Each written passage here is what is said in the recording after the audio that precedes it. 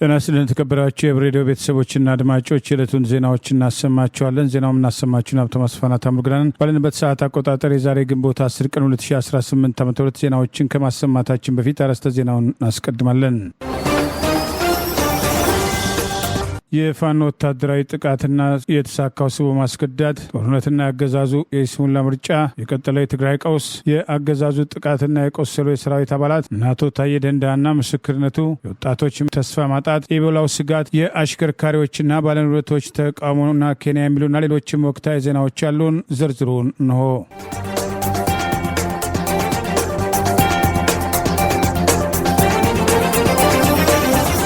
አገዛዙ በግንባር ያሰለፋቸው አየር ወለድ አመራሮችን ስቦ ማስከዳቱን የአማራ ፋኖ ብሔራዊ ንቅናቄ ሸዋ ጠቅላይ ግዛት አሳምነው ዛ አስታወቀ። ነጎድጓድ ክፍለ ጦር በብልጽግና ስልጣን አስጠባቂ ወታደሮች ላይ በሀገረ ማርያም ከሰም ወረዳ የሚያደርገውን ውጊያ ተከትሎ 2 ተጨማሪ ኮማንዶዎች እንደተቀላቀሉት ገልጿል። የአማራ ፋኖ ብሔራዊ ንቅናቄ ሸዋ ጠቅላይ ግዛት አሳምነው ዛሬ ግንቦት 10 ቀን 2018 በህዝብ ግንኙነት በኩል ይፋ ባደረገው መረጃ የህዙ አህዶች በሰሩት ከፍተኛ የደህንነት ስራ የብልጽግናው አገዛዝ ስልጣን አስጠባቂ አየር ወለድ ክፍለ ጦር አመራሮችን በስቦ ማስከዳት ወደ ፋኖ መቀላቀሉን አስታውቋል። ከአዲስ አበባ ቤተ መንግስት ደጃፍ ላይ የሚገኘው የከሰም 2ኛ ኮር ኃይለማርያም ማሞ ክፍለ ጦር የፋኖ ሰራዊት ያገዛዙ ስልጣን አስጠባቂ 112ኛ አየር ወለድ ክፍለ ጦር አመራሮችን ስቦ በማስከዳትና ከፍተኛ ውጊያ ሽፋን በመስጠት ያገዛዙን ወታደራዊ ቁልፍ አመራሮች ማስኮብለሉን ኮሩ በምስል አስደግፎ በላከው መረጃ ጠቅሷል። ጠላትን የከዱት አመራሮችን ለመያዝ ከንጋቱ 10 ሰዓት እስከ ንጋቱ 12 ሰዓት ድረስ ጠላት ያደረገውን መፍጨርጨር ተከትሎ የኃይለማርያም ማሞ ክፍለ ጦር በአገዛዙ ወራሪ ሰራዊት ላይ ያጸፋ እርምጃ በመውሰድና ፋኖን አምነው የመጡ 2 አመራሮችን ከነሙሉ የደህንነት ጥበቃ መቀበሉን ገልጿል። በዚህም ከአገዛዙ 112ኛ አየር ወለድ 100 አለቃ ዋቆ አባድባ የሻለቃ መሪ የነበረ 1 መገናኛ ሬዲዮ፣ 1 ሀዲድ ክላሽ፣ ከ120 በላይ የክላሽ ተተኳሽ፣ 3 ቦምብ በመያዝ ፋኖን መቀላቀሉ ተገልጿል። 50 አለቃ ግርማ አበረ እንደ ጓዱ ሁሉ የጋንታ መሪ የነበረ ሲሆን 1 ሀዲድ ክላሽ፣ 160 የክላሽ ተተኳሽ፣ 3 የክላሽ ካዝና ከነሙሉ የደረት ትጥቅ በመያዝ የኃይለማርያም ማሞ ክፍለ ጦርን ሲቀላቀሉ በየደረጃው ባሉ አመራሮች አቀባበል የተደረገላቸው ሲሆን የከሰም 2ኛ ኮር በላከው በየደረጃው ያሉ አመራሮች አቀባበል እንዳደረጉላቸው ይኸው መረጃ ጠቅሷል። ይህ በእንዲህ እንዳለ በሸዋ ጠቅላይ ግዛት ሬማ ከተማ የመሸገው የአብይ አገዛዝ ስልጣን አስጠባቂ 101ኛ አየር ወለድ ክፍለ ጦር አባላት መካከል ትናንት ምሽት በተፈጠረ አለመግባባት በተደረገው የተኩስ ልውውጥ ጥቂት የማይባሉ የሰራዊቱ አባላት በእርስ በርሱ ውጊያ ጉዳት እንደደረሰባቸው የውስጥ አርበኞች መረጃ እንዳደረሱት አፋብን ሸዋ ጠቅላይ ግዛት አሳምነው ህዝብ ግንኙነት መምሪያ ዛሬ ግንቦት 10 ቀን 2018 ባወጣው በዚሁ መረጃ ገልጿል። በተመሳሳይ አማራ ፋኖ ብሔራዊ ንቅናቄ ሸዋ ጠቅላይ ግዛት አሳምነው አጼ ዘርዓ ያዕቆብ 1ኛ ኮር ነጎድጓድ ክፍለ ጦር ያገዛዙን ስልጣን አስጠባቂ ሰራዊት በደብረ ብርሃን ከተማ አስተዳደር ዙሪያ በሲያ ደብርና ዋዩ ወረዳ ስር በሚገኘው ቀበሌ ልዩ ስሙ ሞያማን ጉልት በተባለ ቦታ ከሌሊቱ 11 ሰዓት ተኩል ጀምሮ እስከ ንጋቱ 1 ሰዓት ተኩል ድረስ የክፍለ ጦሩ 2ኛና 4ኛ ሻለቃ የተቀናጀ ጥቃት በጠላት ላይ አድርሰው ድል መቀዳጀታቸውን አስታውቋል። በአገዛዙ ኃይሎች ላይ በርካታ ሰብአዊና ቁሳዊ ኪሳራ የደረሰ ሲሆን ቁጥራቸው በውል የማይታወቁ የአገዛዙ ስልጣን አስጠባቂ ወታደሮች በዚህ ኦፕሬሽን ሙትና ቁስለኛ ሲሆኑ የቀረ ኃይሉ እግሬ አውጪኝ ብሎ ፈርጥጦ መመለሱን ከኮር የወጣው ተጨማሪ መረጃ ይገልጻል። በተያያዘ ዜና በኃይለ ማርያም ከሰም ወረዳ የአፋብን ሸዋ ጠቅላይ ግዛት አሳምነው የከሰም 2ኛ ኮር አህዶች እያደረጉ ባለው የተቀናጀ አውደጊያ 2 የ112ኛ አየር ወለድ ክፍለ ጦር አመራሮች የያዙትን ሬዲዮ መገናኛ ጨምሮ ከነሙሉ ትጥቃቸው የተለያዩ የአገዛዙ ምስጢራዊ ሰነዶችን በመያዝ ከውጊያ ግንባር ከድተው ፋኖን መቀላቀላቸው ሌሎች አባሎቻቸውም ከፍተኛ ተስፋ የሰጠና በርካቶች ፋኖን ለመቀላቀል መንገድ እየፈለጉ መሆኑን የሚጠቅሱ መረጃዎችም ወጥተዋል። በሌላ ግንባር የአማራ ፋኖ ብሔራዊ ንቅናቄ ቢዛሞ ቀጠና አንሻ ሰይድ እዝ ስር የሚገኘው ይበልጣል መኮንን አዲስ ዓለም ክፍለ ጦር ትላንት ግንቦት 9 ቀን 2018 ዓ.ም በጠላት ላይ የወሰደውን ድንገተኛ ጥቃት ተከትሎ ድል መቀዳጀቱን ገለጸ።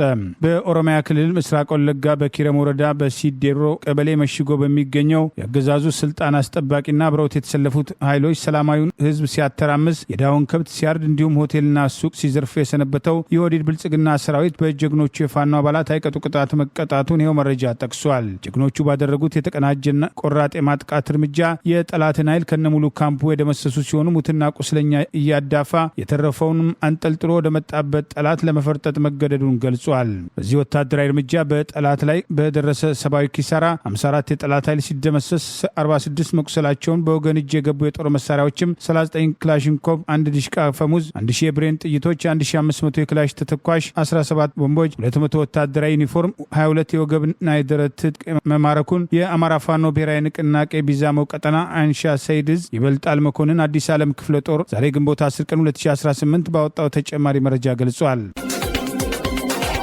የትግራይ ክልል ሙሉ በሙሉ ከምርጫም ጨዋታ በወጣበት በአማራና በኦሮሚያ ክልል ውስጥም የጥይትም ሩምታዎችም ባላባሩበት ወቅት የምርጫ ቦርድም ለመጪው ግንቦትም ጠቅላላ ምርጫ በኢትዮጵያ በአገር አቀፍ ደረጃ የጸጥታ ሁኔታዎችን ለመከታተል የተሰማራው ቡድን በአብዛኛው የኢትዮጵያ አካባቢዎች ለምርጫ አስቻይ ሁኔታ አለ ሲል ገለጸ። ቡድኑ በተለያዩ አካባቢዎችም ተዘዋውሮ ያጠናከረውን ሪፖርት ግንቦት 6 2018 ዓ.ም በይፋ ለቦርዱና ለባለድርሻ አካላት ያቀረበም ሲሆን ከፖለቲካ ፓርቲዎች ከሲቪል ማህበራት ድርጅቶችና ከቦርዱ የተወጣጣው የክትትል ቡድን በ9 ንዑስ ቡድኖች የተዋቀረ እንደሆነ ታውቋል።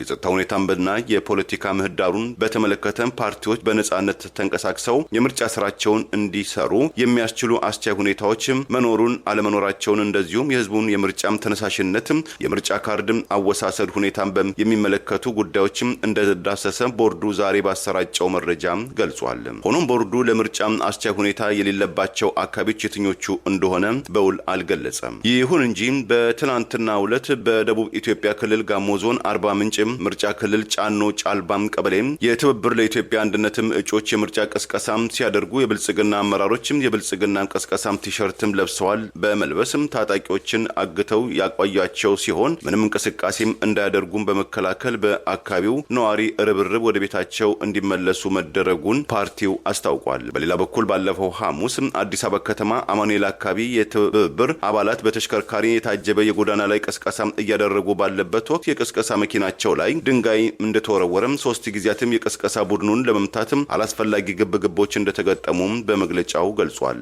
በተያዘም የኢትዮጵያ ብሔራዊ ምርጫ ቦርድ የሚያዘጋጀውና በሲቪል ሰርቪስ ፖሊሲ ላይ የተደረገው ክርክር በቴሌቪዥን ከተላለፈም በኋላ ክርክሩን የትብብሩን ተከራካሪዎች አድንቆ በማህበራዊ ትስስር ፌስቡክ ገጹ በማጋራቱ የትብብሩ ደጋፊ የሆኑትም አቶ ሚኪያስም አየቸው በግንቦት 6 2018 ዓ.ም ከስራ ገበታቸው ሲቪል በለበሱ ፖሊሶች ወደ ኮሪያ ሆስፒታል አጠገብ ካለው የፖሊስ ጣቢያም ተወስደው እስካሁን ድረስ አለመፈታታቸውን ፓርቲው በቅሬታም ገልጿል። ከነዚህ መሰል ምርጫም ጋር የተያዙ ነውሮች ለቦርዱ እያቀረብን እየተፈቱ ቢሆንም ያለው ፓርቲው እያደረም አላስፈላጊ ማሸማቀቅና የአባላትን ደህንነት አደጋ ላይ የሚጥሉ ለኪሳራም የሚዳርጉ እንቅስቃሴዎችም መቀጠላቸውን ገልጾ ትብብሩ የአባላቱን ደህንነት ቀይ መስመር መሆኑን በውል ሊታወቅ ይገባልም ሲል ለብልጽግና ካድሬዎችም አስጠንቅቋል።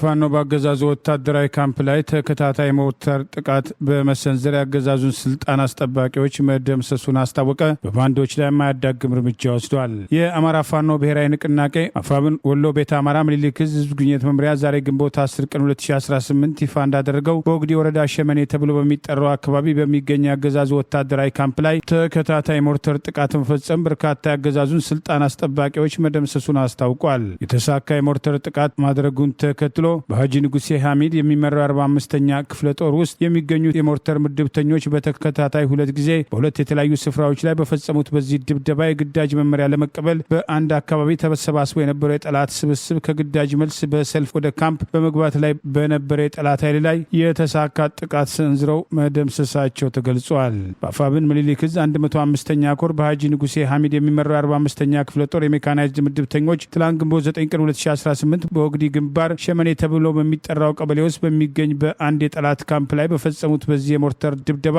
የጠላት አከርካሪን በመስበር አንጸባራቂ ድል ማስመዝገባቸውን ምኒልክ ዕዝ ባወጣው መረጃ ጠቅሷል። የሞርተር ጥቃቱ የተፈጸመው በተከታታይ 2 ጊዜ ሲሆን በካምፕ ውስጥ በሁለት የተለያዩ ስፍራዎች ላይ አርፎ የጠላትን ኃይልና ወታደራዊ ንብረቶች ላይ ጉዳት ማድረሱን ገልጿል። በመጀመሪያው ሞርተር ድብደባ በሸመኔ ቀበሌ ፒያሳ ተብሎ በሚጠራው አካባቢ በሚገኘው የጠላት ካምፕ ውስጥ የግዳጅ መመሪያ ለመቀበል ተሰባስበው በነበሩ የጠላት ኃይሎች ላይ የተሰነዘረ ሲሆን የሞርታር ቅንቡላው በመካከላቸው ላይ አርፎ ዶግ አመድ አድርጓቸዋል ሲል ገልጿል። ሁለተኛው የሞርታር ጥቃት በዛው በሸመኔ ቀበሌ ፒያሳ ከሚገኘው ካምፕ በስተጀርባ ከግዳጅ ውለው በሰልፍ ወደ ካምፑ እየገቡ በነበረው የጠላት ወታደሮች ላይ የተሰነዘረ የተሳካ ጥቃት እንደነበር ገልጿል። ሞርታሮቹ ኢላማቸውን በተሳካ ሁኔታ መምታታቸውን ከ15 በላይ የሚሆኑ ያገዛዙ ስልጣን አስጠባቂ ወታደሮች ሲደመሰሱ ከ20 በላይ ክፉኛ መቁሰላቸውን ከቁስለኞቹ መካከል ከፍተኛውን ቁጥር የሚይዙት በጥቃቱ እጅና እግራቸው ጭምር ያጡት መሆናቸውን ይኸው መረጃ ጠቅሷል። በተመሳሳይ ምኒልክ ዕዝ 101ኛ ኮርና 104ኛ ኮር በቅንጅት የአገዛዙን ጦር አይቀጡ ቅጣት በመቅጣት በባንዶች ላይ እርምጃ መውሰዳቸውን አስታውቋል። የአገዛዙን ዙፋን ጠባቂ ሰራዊት መንገድ እየመሩ ህዝባቸውን የሚያስጨፈጭፉ ባንዳ የሚሊሻ ስብስብ በሰሜን ወሎ ሀብሮ ወረዳ ጊራና ከተማ ትላንት ግንቦት 9 ቀን 2018 የ101ኛ ኮር 35ኛ ክፍለ ጦርና ከ104ኛ ኮር 24ኛ ክፍለ ጦር በተውጣጡ ሻለቃዎች በተጠናና በተቀናጀ መንገድ የደፈጣ ጥቃት በመሰንዘር የጠላትን ጦር ከበባ ውስጥ በማስገባት ጊራና ከተማ ላይ 25 ባንዳ ሚሊሻ ስብስብ በ35ኛ ክፍለ ጦር በመደምሰስ ሲቻል ቁጥሩ ያልታወቀ ተላላኪ ሚሊሻ ኃይል መቁሰሉንም መሃል አምባ አካባቢ በ24ኛ ክፍለ ጦር በተያዘ ተመሳሳይ የደፈጣ ጥቃት የስርዓቱ ጨፍጫፊ ሰራዊት ቁጥሩ በውል ያልታወቀ ሙትና ቁስለኛ በማድረግ ድል መቀዳጀታቸውን ምኒልክ ዕዝ ህዝብ ግንኙነት መምሪያ ዛሬ ግንቦት 10 ቀን 2018 ባወጣው በዚሁ መረጃ ገልጿል። በዚህ ግንባር በተደረገ አውደ ውጊያ ከተደመሰሱት መካከል ከባለሽርጡ 35ኛ ክፍለ ጦር ከርተው ወደ ስርዓቱ የገቡ እንዳሉበት ከጠላት 7 ክላሽንኮፕ ከነሙሉ ትጥቅ መማረክ የተቻለ ሲሆን ከሙትና ቁስለኞቹ የተረፈው የባንዳ ስብስብ በመበታተን በተለያዩ አቅጣጫዎች ለመፈርጠጥ መገደዱን ይኸው መረጃ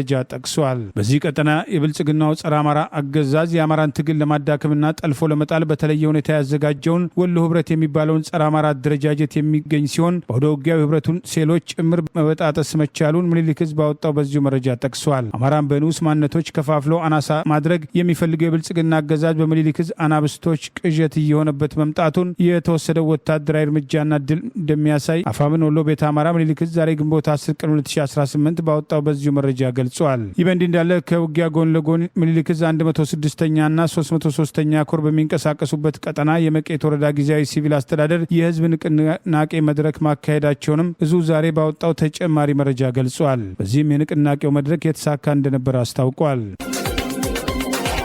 በትላንትናው ዕለት በአዲስ አበባ በይፋ የተመሰረተው እኛም የዘገብነው የትግራይ የሰላምና የለውጥ ምክር ቤት ዋና ዓላማው በክልሉ በአጭር ጊዜ ውስጥ በህዝብ የተመረጠ መንግስት እንዲኖር ማድረግ መሆኑን ዲሞክራሲያዊ ስምረትም ትግራይ ፓርቲ ወይም ስምረት ፓርቲ ገለጸ። ፓርቲው ለኢትዮጵያ ኢንሳይደር እንደገለጸው ምክር ቤቱ እስከ 40 የሚደርሱ አባላት የሚይዝ ሲሆን አስተባባሪ ኮሚቴዎችን ማዋቀሩን አስታውቋል።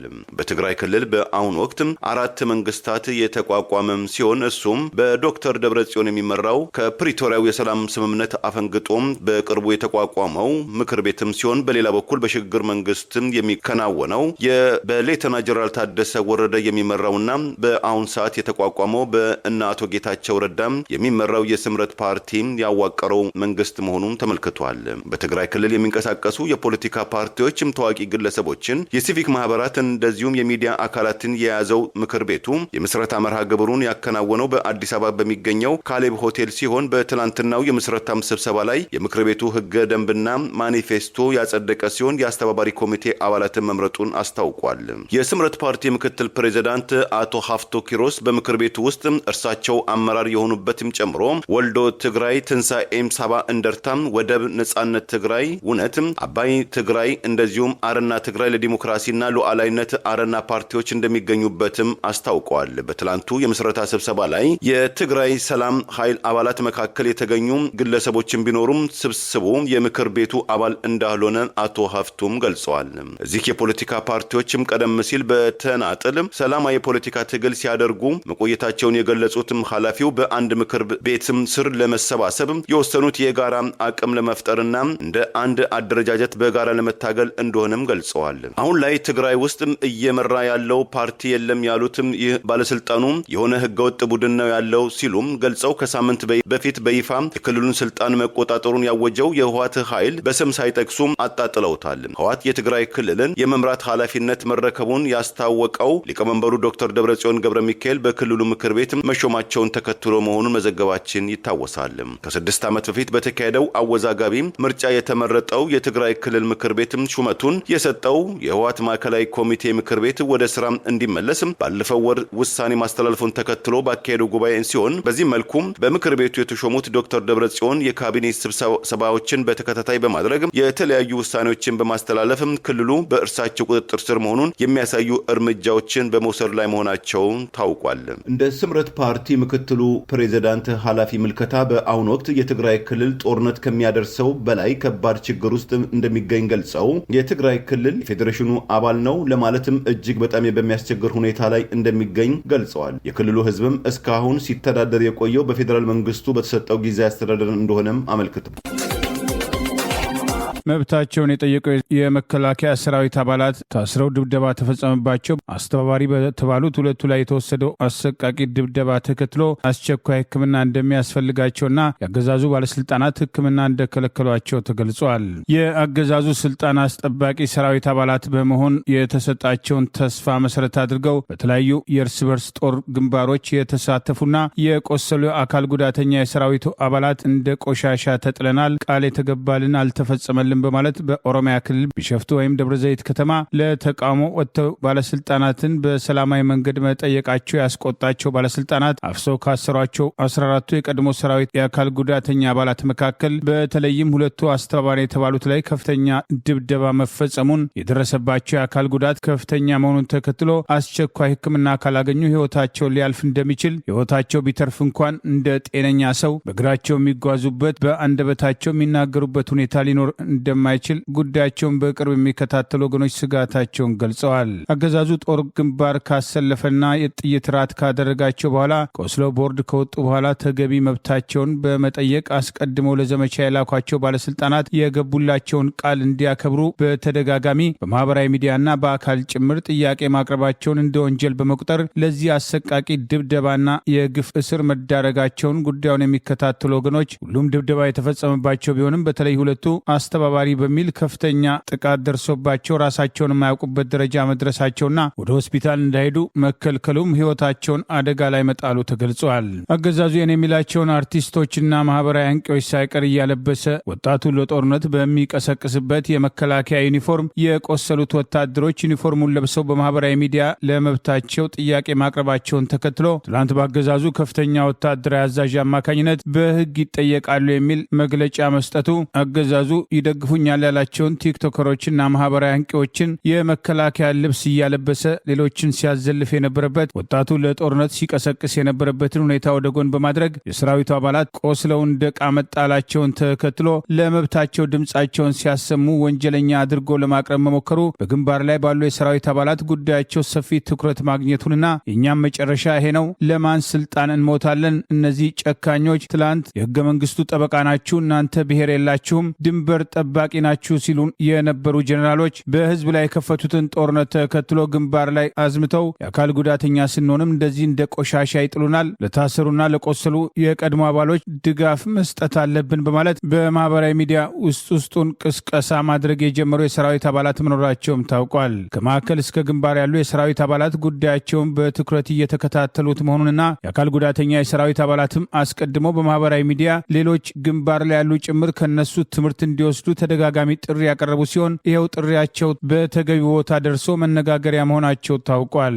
የአብይ አገዛዝ በአማራ ህዝብ ላይ የከፈተውን ጦርነት ጨምሮ ባለፉት 8 ዓመታት እያካሄደ ያለው የእርስ በርስ ጦርነትን ምክንያት በማድረግ ስልጣኑን ለማስቀጠል ታዳጊዎችን ጭምር ለጦርነት ማሰለፍ በጦር ወንጀልና በዘር ማጥፋት ወንጀል ተጠያቂ ሊሆን ይገባል የሚሉ ጥሪዎች ዛሬም ተጠናክረው ቀጥለዋል። የሰራዊት አባላቱ ወደ ግንባር ከመላካቸው በፊት ቆስለው ቢሞቱ ለቤተሰቦቻቸው፣ ቆስለው ቢመጡ ለነሱ የቤት መስሪያ ቦታ እንደሚሰጣቸው፣ ጥቅማቸው እንደሚከበርላቸው ተገልጾላቸው የነበረ ቢሆንም የሞቱ ጓዶቻቸው ሆነ እነሱ የተገባላቸው ቃል እንዳልተከበረ በተቃውሞ ሲገልጹ መቆየታቸውን መዘገባችን አይዘነጋም።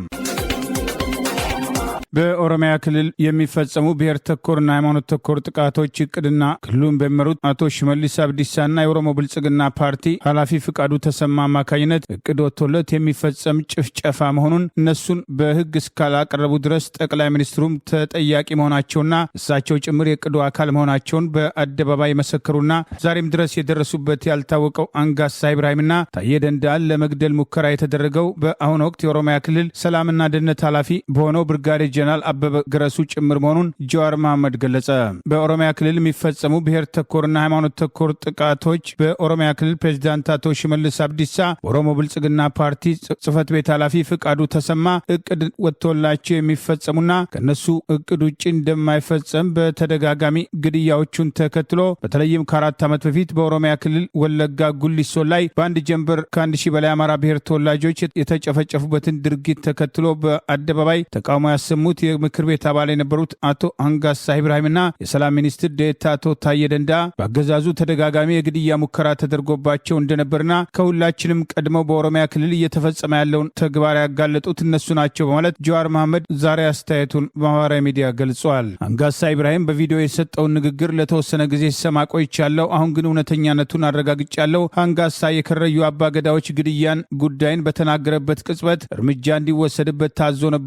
ሙያዲን የተባለና ለሃንጋሳ ጠባቂው እንዲሆን የተመደበው ፖሊስ ሃንጋሳን እንዲመታው ጠይቀውት እምቢ አለ። ልጁ ሚስጥር ያወጣል ብለው በመጠራጠር ገደሉት። በመቀጠል ሌላ ገዳይ ቡድን በማዘጋጀት አዳማ ውስጥ ጃፋር በተባለ ሰው ቤት ሃንጋሳን ለመምታት ተንቀሳቀሱ። ነገር ግን ወደዚያ ቦታ ሲሄዱ ሃንጋሳን አላገኙትም። ጉዳዩን የሀገር መከላከያ ሰራዊት ከፍተኛ አመራሮች ዘንድ በመድረሱ ሌላ ዙር እርምጃ እንዳይወሰድ ተደርጎ ሃንጋሳ ወደ ድሬዳዋ ተላከ። በተመሳሳይ ሁኔታ ታዬ ደንዳንም 3 ጊዜ ከግድያ ሙከራ ማምለጣቸውን ማወቅ ችያለሁ። ግድያውን ያከሸፉት ሰዎች አንዳንዶቹ ታስረው፣ አንዳንዶቹ ከስራ ተባረዋል። ዝርዝሩን ወደፊት አቀርብላችኋለሁ። በታዬና በሃንጋሳ ላይ የግድያ እርምጃ እንዲወሰድ ትዕዛዝ ያስተላለፉት አራርሳ መርዳሳና አበበ ገረሱ ናቸው ማለት የኦሮሚያ ክልል ፖሊስ ኮሚሽን ኮሚሽነር አራርሳ መርዳሳና የክልሉ ጸጥታና ደህንነት ኃላፊ ብርጋዴር ጀነራል አበበ ገረሱ ቀደም ሲል ኮሎኔል የነበረ መሆናቸውን አጋልጧል። በኦሮሚያ ውስጥ የማፊያ መዋቅሩ እየፈጸመ ያለውን የሽብር ተግባር ከሁላችንም በፊት ነቅተው ማጋለጥ የጀመሩት ሃንጋሳና ታዬ ደንዳ መሆናቸውን እውነት መመስከር አስፈላጊ ነው ማለት ጀዋር መሐመድ ዛሬ አስተያየቱን አስፍሯል።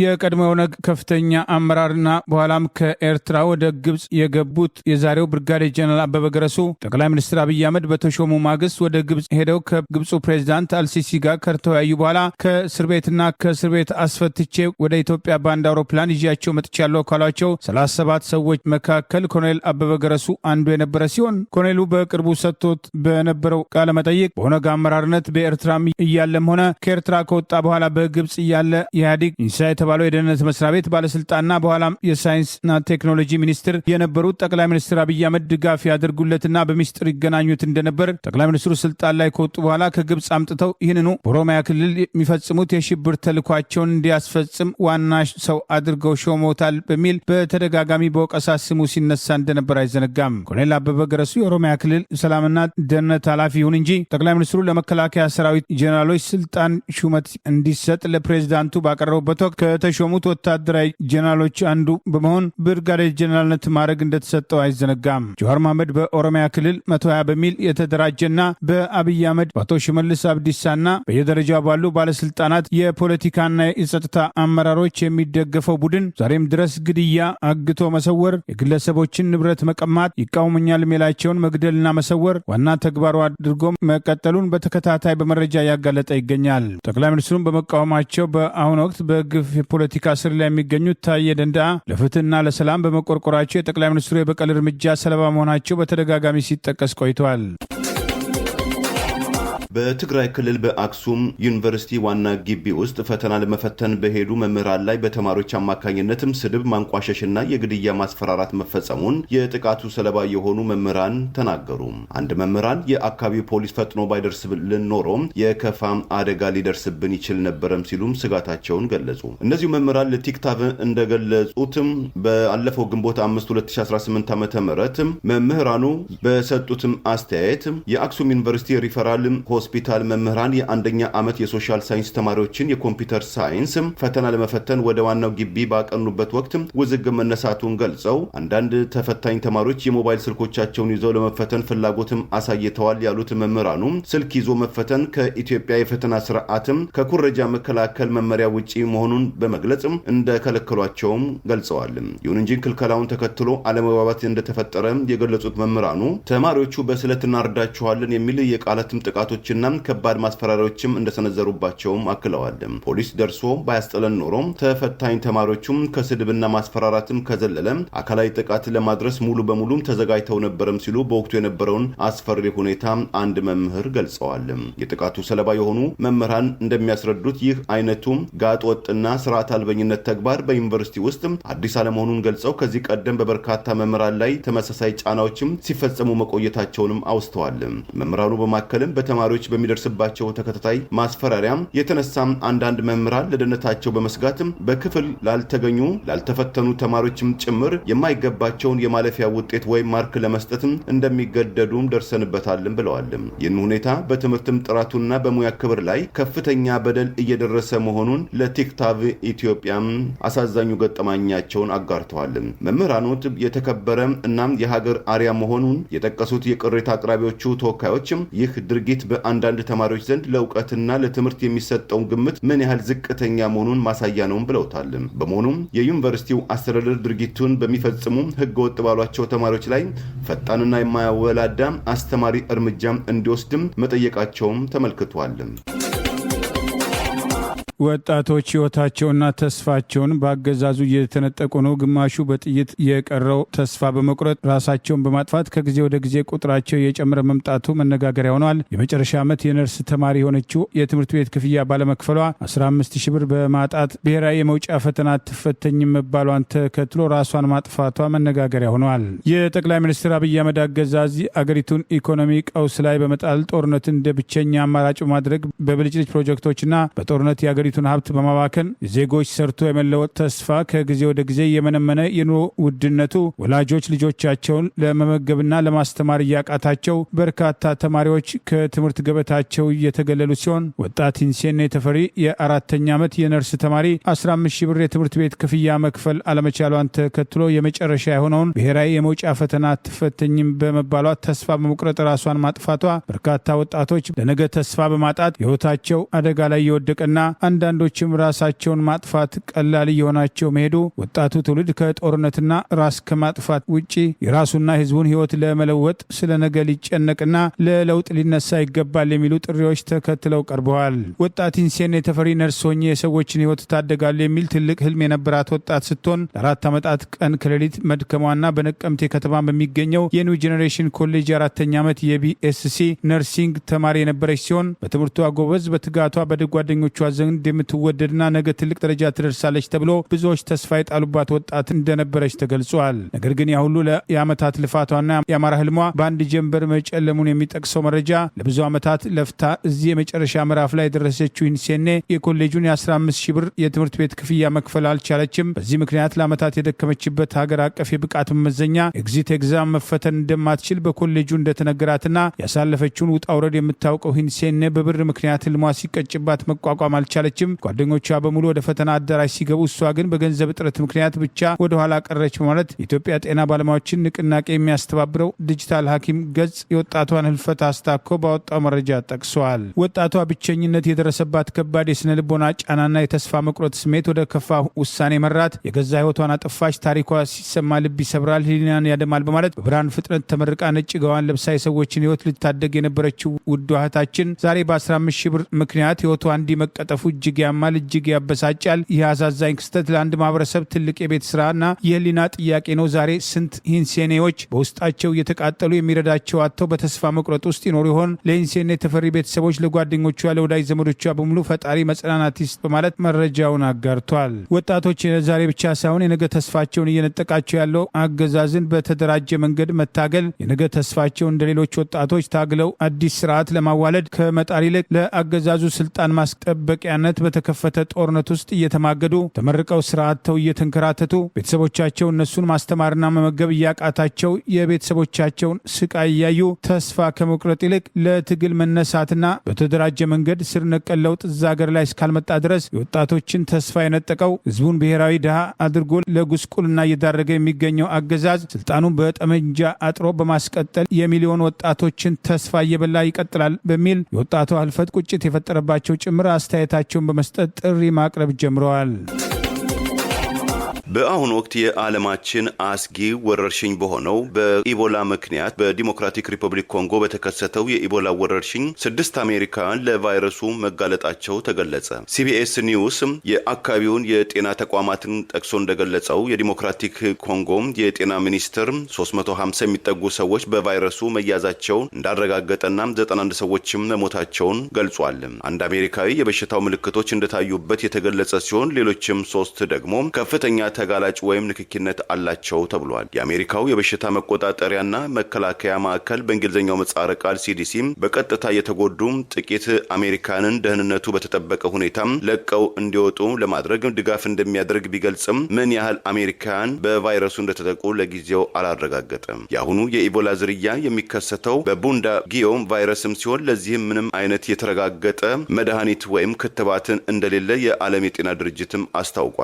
በኡጋንዳ 2 ሰዎች በቫይረሱ መያዛቸው ሲረጋገጥ 1 መሞቱን የሲዲኤስ አፍሪካ ተቋም ገልጿል። የአሜሪካ መንግስት በዲሞክራቲክ ኮንጎ ለሚገኙ ዜጎቹ ደህንነቱ ወደ ተጠበቀ የለይቶ ማቆያ ስፍራ ወይም ኳራንቲን ለማጓጓዝ ዝግጅት እያደረገ መሆኑን አንድ ምንጭ ለስታቴ ጤና ድህረ ገጽም ገልጸዋል። በተጨማሪም አሜሪካኑ ጀርመን ወደሚገኘው የአሜሪካ ወታደራዊ ጣቢያ ሊወሰዱ እንደሚችል ድህረ ገጹ አመላክቷል። የዓለም ጤና ድርጅት ዋናው ዳይሬክተር ዶክተር ቴድሮስ አድሃኖም ዲሞክራቲክ ኮንጎና ኡጋንዳ ወረርሽኙን ለመከታተል በበሽታው ከተያዙ ሰዎች ጋር ንክኪነት ያላቸውን ለመለየትና የመከላከያ እርምጃዎችን ለመተግበር የሚያስችሉ የአስቸኳይ ጊዜ መልእክትን ማዕከላትን እንዲያቋቁሙ መምከራቸውን በትላንትናው ዕለት መዘገባችን ይታወሳል።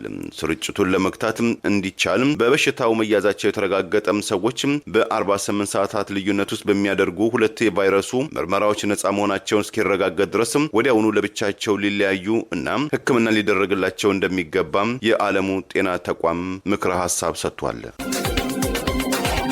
የኢትዮጵያ ኦርቶዶክስ ተዋሕዶ ቤተክርስቲያን ቅዱስ ሲኖዶስ ቋሚ አባል በደቡብ ካሊፎርኒያና አላስካ አህጉረ ስብከት ሊቀ ጳጳስ ብፁዕ አቡነ በርናባስ በአገር ውስጥና በውጪ ዓለማት ለሚገኙ የመንፈስ ልጆቻቸው ላለፉት 40 ዓመታት ያበረከቱትን የስብከተ ወንጌል አገልግሎት ዘመንን ድካማቸውንና ጥረታቸውን የተመለከተ ልዩ መርሃ ግብር ተዘጋጀ። እንደዛሬው ስብከተ ወንጌል በተለያዩ አማራጭ መንገዶች በማይሰራጭበት የወንጌል ረሃብ በናኘበት ፈታኙንና ጨለማውን ዘመን በመቋቋም የስብከተ ወንጌልን ካሴት በማሳተም በማሰራጨት በአራቱም የዓለም ማዕዘናት በአውደ ምህረቶች በመገኘት ደከመኝ ሰለቸኝ ሳይሉ የ40 ዓመታት የወንጌል አርበኝነታቸውን በተግባር ያስመሰከሩት የቀድሞ አባ ወልደ ተንሳይ ብፁዕ አቡነ በርናባስ የወንጌል አገልግሎታቸውን ከግንዛቤ ውስጥ ያስገቡ የደቡብ ካሊፎርኒያና አላስካ ሀገረ ስብከትና የመንፈስ ልጆቻቸው በእግዚአብሔር መንፈስ ቅዱስ ፍቃድ በመጪው እሁድ ሰኔ 6 2018 ዓ.ም በፈረንጆቹ ጁን 13 2026 በጋራም ያከብራሉ። የብፁዕነታቸው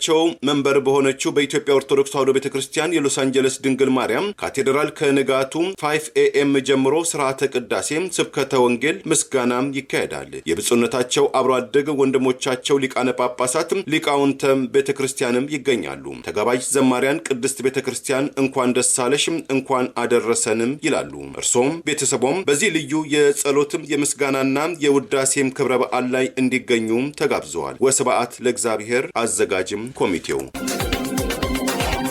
የነዳጅ ጭማሪውን ተከትሎ በኬንያ ህዝብ ማመላለሻ አሽከርካሪዎችና ባለንብረቶች በጋራ ተቃውሞ አደረጉ። በአደባባይ የተካሄደውን ተቃውሞ ተከትሎ ከ200 በላይ ሰዎች መታሰራቸው ተገለጸ። በኬንያ የነዳጅ ዋጋ ጭማሪውን ተከትሎ በአነስተኛ ደረጃ ነው የተባለው ጭማሪም ከፍተኛ ቁጣ የቀሰቀሰባቸው የትራንስፖርት አገልግሎት የሚሰጡ አሽከርካሪዎች በመላው ሀገሪቱ የስራ ማቆም አድማ የጠሩ ሲሆን ከአድማው በተጨማሪ ጭማሪውን ተቃውሞ አደባባይ ከወጡ መካከል 225ቱ መታሰራቸውን የናይሮቢ ከተማ ፖሊስ አዛዥ ኢሳ ሙሐመድ አረጋግጠዋል። በኬንያ ዛሬ ግንቦት 10 ቀን 2018 ከፍተኛ ነዳጅ ጭማሪን በመቃወም በመላ ሀገሪቱ የመጓጓዣ አገልግሎት ሰጪ አሽከርካሪዎች ስራ ያቆሙ ሲሆን በናይሮቢና በዋና ዋና ከተማዎች የአውቶቡስ የሞተር ሳይክልና ሚኒባስ ትራንስፖርት አገልግሎት በመቋረጡ ተጠቃሚዎች ረጅም ርቀት በእግራቸው ለመጓዝ ተገደዋል። በአንዳንድ አካባቢዎች ተቃዋሚ ሰልፈኞች መንገድ ዘግተው ጎማ ያቃጠሉ ሲሆን ፖሊስ መንገዶችን ለመክፈት በሚሞክሩበት ወቅት ከተቃዋሚ ሰልፈኞች ጋር የተጋጨ ሲሆን ተቃዋሚዎችን ለመበተን አስለቃሽ ጋዝ ተኩሷል። የናይሮቢ ከተማ ፖሊስ አዛዥ 5 የፖሊስና 1 የግለሰብ መኪናዎች በሰልፈኞች መውደማቸውን የገለጸ ሲሆን እስካሁን ድረስ በተቃውሞ ሰልፉ ምክንያት የሞተ ሰው አለመኖሩም ተዘግቧል። ባለፈው ሳምንት የኬንያ ኢነርጂና ፔትሮሊየም ቁጥጥር ባለስልጣን በመካከለኛው ምስራቅ ያለውን ውጥረት በመጥቀስ ከፍተኛ ዋጋ ጭማሪ ይፋ ካደረገ በኋላ ተቃውሞ የተቀሰቀሰ ሲሆን የትራንስፖርት አገልግሎት አቅራቢዎች በተለይ ደግሞ የህዝብ ማመላለሻ ባለንብረቶችና አሽከርካሪዎች የዋጋ ጭማሪው ስራቸውን አስቸጋሪ እንዳደረገባቸው ለተቃውሞ መነሻ አድርገዋል። የሀገሪቱ የገንዘብ ሚኒስትር ጆን ሞብዲ የዓለም አቀፍ የነዳጅ ዋጋ ንረት በመካከለኛው ምስራቅ ካለው ጦርነት ጋር እንደሚያያዝ ጠቅሰው ይህም በሀገሪቱ ለተከሰተው ጭማሪ ምክንያት ነው ሲሉ ተናግረዋል። የዓለም ነዳጅ ዋጋ በዚሁ ከቀጠለ መንግስት የታክስ እፎይታን ከግምት ሊያስገባ እንደሚችል ጨምሮ ያስታወቁ ሲሆን የትራንስፖርት አገልግሎት አቅራቢዎችና የተሽከርካሪ ባለቤቶች መንግስት የነዳጅ ዋጋ እንዲቀንስ ቢጠይቁም እስካሁን ድረስ ይህ ነው የሚባል መግባባት ላይ አለመድረሳቸውን ተከትሎ ተቃውሞ ተግባራዊ መደረጉ ተጠቅሷል። በኬንያ የነዳጅ ዋጋ ጭማሪው ያስቆጣቸው አሽከርካሪዎችና ባለንብረቶች በአንድ ላይ ለመብታቸው መቆማቸው በኢትዮጵያ የዋጋ ጭማሪ ብቻ ሳይሆን ከባለስልጣናት ጋር ግንባር በፈጠሩ አጋቾች ሕይወታቸውና ንብረታቸው አደጋ ላይ ወደቁ አሽከርካሪዎችና ባለንብረቶች በጋራ መቆም ባለመቻላቸው የነዳጅ ዋጋ ጭማሪውም ሆነ በየቦታው የሚከፈል ህገወጥ የኮቴ ክፍያና በህገወጥ መንገድ በንብረታቸው ላይ የሚደረግ ዘረፋ፣ ጥቃት፣ ለሕይወታቸው አደጋ የሆኑ እርምጃዎች ዛሬም አለመቆም ተከትሎ አሽከርካሪዎችና ባለንብረቶች በጋራ መቆም ባለመቻላቸው ዛሬም በተናጠል ማልቀስና በየጊዜው የሞቱ ሹፌሮች፣ የተቃጠሉ ንብረቶች መቁጠር፣ የተገደሉ ሰላማዊ መንገደኞችን በቁጥር መግለጽ እየተለመደ መምጣቱ በወቀሳ ሲነሳ መቆየቱ አይዘነጋም። ከዚህ ቀደም አሽከርካሪዎችና ባለንብረቶች አመፅ ሊያነሱ ነው በሚል ያገዛዙ የደህንነት አባላት ባለንብረቶችን ደውሎ ያስፈራሩ፣ አሽከርካሪዎችንም ያስተባብራሉ የተባሉ ላይ ጥቃትና ማሳደድ ያደረጉ ቢሆንም ተባብረው አደባባይ ወጡ ግን ውጤት ማምጣት እንደሚችሉ በኬንያ የዛሬውን ተቃውሞ ተከትሎ ባለስልጣናት የታክስ እፎይታ በመስጠት የነዳጅ ዋጋውን ለመቀነስ እስከ ማሰብ መድረሳቸው መገለጹ ከዚህ ቀደም ወጣቶች የታክስ ጭማሪን ተከትሎ ፓርላማውን በተቃውሞ እስከ መቆጣጠር የደረሱበትን ተቃውሞ ተከትሎ የአገሪቱ ፕሬዚዳንት ዊልያም ሩቶ የፓርላማውን ውሳኔ መሻራቸውና ለተቃውሞ ምላሽ መስጠታቸው ከተቃውሞ የማህበራዊ ሚዲያ አስተባባሪዎች ጋር ሳይቀር እስከ መወያየት መድረሳቸው አይዘነጋም። በኢትዮጵያ የትራንስፖርት አሽከርካሪና ባለንብረቶች በተጨማሪ የጤና ባለሙያዎችና ሌሎች የመንግስት ሰራተኞችም በተናጠል የኑሮ ውድነቱን ተከትሎ የስራ ጫናውን ምክንያት በማድረግ ቅሬታ ከማቅረብ አልፈው በተደራጀና በተቀናጀ መንገድ ተቃውሞ አለማድረጋቸው ጦርነትን አማራጭ አድርጎ የአገሪቱን ሀብት እያባከነ ለሚገኘው አገዛዝ የልብ ልብ እንደሰጠው በተደጋጋሚ ሲጠቀስ ቆይተዋል። ከነዳጅ ዋጋ ንረት ጋር በተያያዘ በጎረቤት ኬንያ ዛሬ በተቀሰቀሰው የታክሲ አሽከርካሪዎች የስራ ማቆም አድማም በትንሹ 4 ሰዎች ሞቱ፣ ከ30 በላይ ቆሰሉ።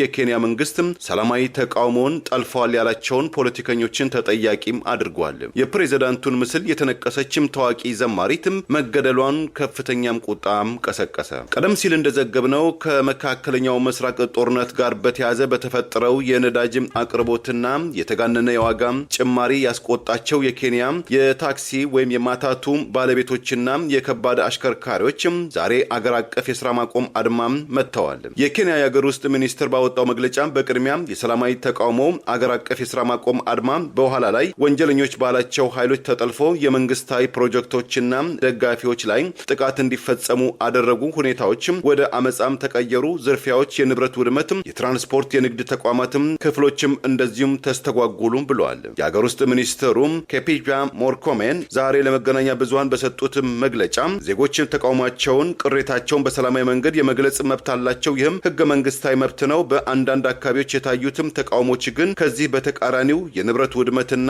የንግድ ተቋማትን መቋረጥን አስከትሎም ይህ ደግሞ በማንኛውም መልኩም ተቀባይነት የለውም፣ የሰላማዊ ተቃውሞ ነጸብራቅም አይደለም በማለት የመንግስታቸውን አቋም ገልጸዋል። እንደ ኬንያ የደህንነት ባለስልጣኑም ገለጻ ከ4 ሰዎች መሞትም ከ30ዎች በላይ መቁሰል በተጨማሪ ከመንግስት ጋር ንክኪነት አላቸው የተባሉ የህዝብ እንደራሴ የገበያ ማዕከልም ተዘርፏል። የገዢው የኬንያ ገዢው ፓርቲ ዘ ዩናይትድ ዲሞክራቲክ አሊያንስ ዩዲኤም ጽህፈት ቤትን በእሳት ጋይቷል። በግንባታም ፕሮጀክት ላይ የተሰማሩ 2 መኪናዎችም እንደዚሁም መቃጠላቸው በኬንያውያን ዘንድም ታላቅ ፍርሃት ማስነሳት እንደሆነ በመግለጽ ይህንን እኩይ ተግባር የቀሰቀሱ በገንዘብ የረዱ ያላቸው ወገኖችን ለፍትህ ይቀርባሉ። የጸጥታ ኃይሎችም ማንኛውም መብታቸውን በመጠቀም የህግ የበላይነትን እንዲከበር የዜጎችም ህይወትን ንብረትን ለመታደግም ተገቢውን እርምጃም እንዲወስዱ መመሪያ ተላልፏልም ብለዋል። ይህ በዚህ እንዳለ የፕሬዝዳንት ዊሊያም ሩቶን ምስል በደረቷ ላይ ተነክሳ የነበረችም ታዋቂ ኬንያዊት ዘማሪ ራሄል ወኒቶ ናይሮቢ ውስጥ ጭንብል ባጠለቁ 3 ወንዶች ከደረሰባት የአሲድ መርከፍከፍና በእሳት መቃጠልም ተከትሎ ህይወቷ ማለፉን ፕሬዝዳንት ሩቶም በጥልቅ ሐዘናቸው ገልጸዋል።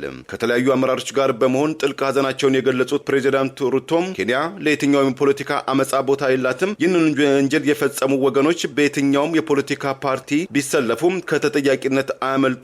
ይህ ወንጀል በኬንያ ውስጥ ሐሳብን በነጻ መግለጽ እንዳይካሄድ የሚያደርግ ዲሞክራሲያችን ላይ የተቃጣም ጥቃት ነው ብለውታል። የሀገር ውስጥ ሚኒስትሩም እንደዚሁ ማንም ኬንያዊ በፖለቲካዊ አመለካከቱ ሊገደል ሊጠቃም አይገባም። ራሄል ከሆስፒታል ውስጥም ሳለች በውስጧም ቁርጠኝነት ይታይባት ነበረ። መጥፎ አጋጣሚ ሆኖ ውጊያውን ማሸነፍ ተሳናት፣ በሞት ተለየችን። ወንጀሉን የፈጸሙ ወገኖች የቱንም ያህል የጊዜ ቢፈጅም ለፍርድ እናቀርባቸዋለን ሲሉም ዝተዋል። ዛሬ ያሉን ዜናዎች እነዚህ ናቸው። ዜናውን ስታደምጡ ለቆያችሁ የህብር ሬዲዮ ቤተሰቦችና አድማጮች ምስጋናችን ድረሳችሁ። የህብር ሬዲዮ ኦፊሻል ዩቲዩብ ቻናላችንን ሰብስክራይብ ያላደረጋችሁ ሰብስክራይብ በማድረግ በተጨማሪም የደወል ምልክቱን በመጫን የህብር ሬዲዮ ቤተሰብ እንድትቀላቀሉ በአክብሮት እንጋብዛለን። እንደ ወትሮ ሁሉ የህብር ሬዲዮ ቤተሰቦች ፕሮግራሞቻችንን ላይክ በማድረግ ሼር በማድረግ አስተያየቶቻችሁ እንድትሰጡ በአክብሮት እንጠይቃለን። ከቻናላችን በተጨማሪ በአገር ቤት በአማራ ሰዓት አማካኝነት በሳተላይት ታገኙናላችሁ። ኤቢሲ በሚሰራጭበት አማራ ሰዓት ጭምር ለምታደምጡን ምስጋናችን ድረሳችሁ። በድጋሚ እናመሰግናለን። ጤና ይስጥልን። ቸር እንቆይ።